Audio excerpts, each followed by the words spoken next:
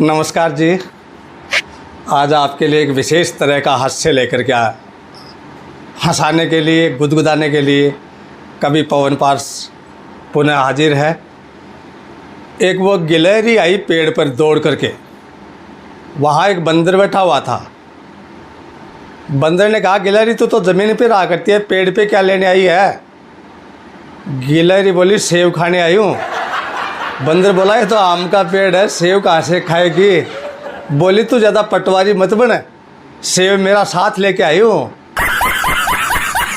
ये पटवारी का जो पद होता है ना दोस्तों, एक अलग होता है, अलग इसकी गरिमा होती है, अलग इसका मतलब रोब होता है।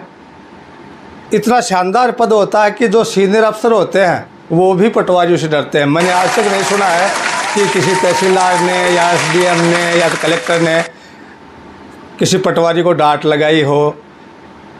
बहुत अच्छा पद होता है। एक गांव में एक लड़का कलेक्टर बन गया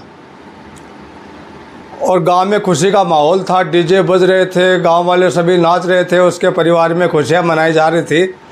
तो चौपाल में 2-3 बूढ़े बैठे थे और वो आपस में बात कर रहे थे।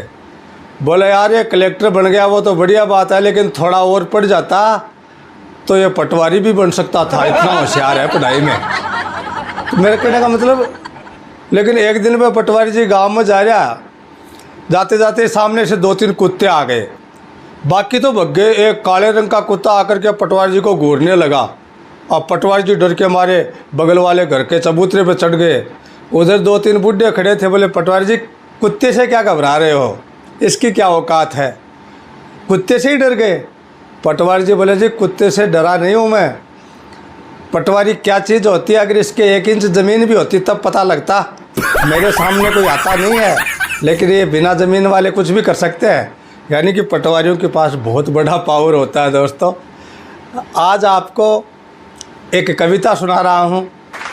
अभी पिछले जो चुनाव हुए थे, उन चुनाव में टीचर्स को भी तहसील में लगाया गया था डेपुटेशन पर, और अभी उनके टीए बिल भरवाए गए थे। बस ये उसी से जुड़ी हुई ये रचना है। जो इसी वर्ष, इसी साल ये जो लोकसभा चुनाव का मौसम आया, तो मुझे भी डेपुटेशन पर तहसील कार्यालय की निर्वाचन शाखा में लगाया। 3 महीने तक मैंने वहाँ पे काम का निष्पादन करवाया। एक दिन तहसीलदार जी का फ़ोन आया, बोले, पार्षद बजट आ गया, अपने अपने टीए बिल भर दो और फरवरी से लेकर के अप्रैल तक का पूरा ही लेखा कर दो। मैंने सलीके से 3 महीनों का टीए बिल भर दिया और तहसीलदार साहब ने भी बिना पढ़े रूटीन में उसे पास कर दिया। इसी मई में जब ऑडिट वाले आए तो बिल देखकर चकरा गए। अकाउंट ऑफिसर बोला रहा, ये फरवरी में 31 दिन कहाँ से आ गए? इस मास्टर के साथ ये तहसीलदार भी फंसेगा, इन पे गबन का केस लगेगा। तहसीलदार जी ने फ़ोन करके कहा, मास्टर अरे हद कर दी, अरे शर्म आनी चाहिए। मेरा यार फरवरी के महीने में भी 31 तारीख भर दी। बहुत बहुत